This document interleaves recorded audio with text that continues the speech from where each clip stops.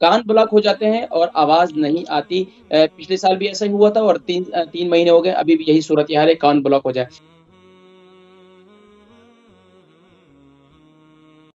السلام علیکم ورحمۃ اللہ وبرکاتہ. السلام علیکم.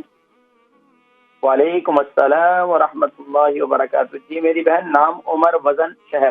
جی نام میں بتانا، وزن میرا 55 ہے، 60. وزن 65 اور عمر کتنی ہے؟ 50 پلس. اور وزن کتنا ہے؟ وزن سوری وزن میری 60. اچھا یہ بتائیے کہ کس شہر سے کال کر رہی ہیں؟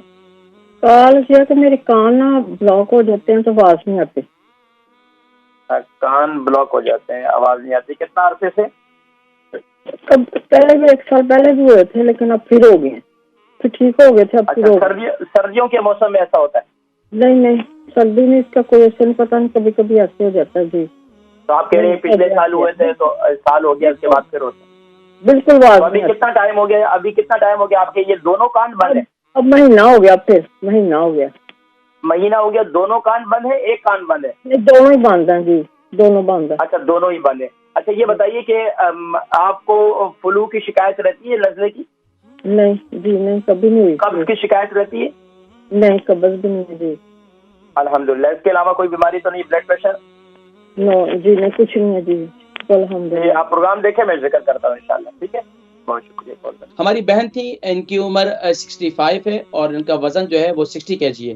کان بلاک ہو جاتے ہیں اور آواز نہیں آتی. پچھلے سال بھی ایسا ہی ہوا تھا اور 3 مہینے ہو گئے، ابھی بھی یہی صورتحال ہے، کان بلاک ہو جائے. اور یقیناً جب کان بلاک ہوتے ہیں نا ناظرین کرام، کان بند ہو جاتے ہیں، تو اس وقت کیا ہوتا ہے کہ انسان ایسی کیفیت ہوتی ہے کہ وہ بیچارہ پریشان بھی ہوتا ہے، اس کو سمجھ میں نہیں آ رہی ہوتی کہ میں پریشان کیوں ہوں، اور سارے معاملات جو ہے اس کے ڈسٹرب ہو رہے ہوتے ہیں. اور دوسرا دیکھنے والا ہوتا ہے کہ یار یہ تو بالکل ٹھیک ٹھاک ہے، لیکن وہ بیچارہ اپنی زندگی میں ایک بہت بڑی ایک معاملے سے وہ لڑ رہا ہوتا ہے.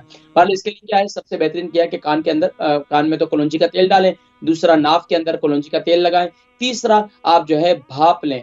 اگر آپ کے گھر میں اسٹیمر موجود ہے، یہاں تو طرح طرح کے اسٹیمر ملتے ہیں، اسٹیم لیجئے، رات کو سونے سے پہلے اسٹیم لیں اور پھر سو جائیں. اور اگر دن میں بھی آپ اسٹیم لیتے ہیں تو اسٹیم لینے کے فوراً بعد ٹھنڈک میں نہ جائیں، اور کوشش یہ کریں کہ ٹھنڈا گرم ہونے سے اپنے آپ کو بچائیں. وہ لوگ جن کے کان ٹھیک ہے، معاملات ٹھیک ہے، تو انہیں بھی یہ چاہیے کہ وہ ٹھنڈا گرم ہونے کے لیے جب بھی باہر جائیں، باہر کا موسم سرد ہے، اندر کا گرم ہوتا ہے، تو کان ڈھک کر جائیں. تو اس سے انشاءاللہ عزیز یہ پرابلم کبھی پیدا نہیں ہوگی. اور کوشش کریں کہ سجدے کو جب بھی نماز میں جائیں سجدہ تھوڑا سا طویل کریں، تو اس سے انشاءاللہ عزیز اس سے بھی کافی فائدہ ہوتا ہے، اور کان کے اور دماغ کے امراض تمام جو ہے وہ شفا ہو جاتی ہے.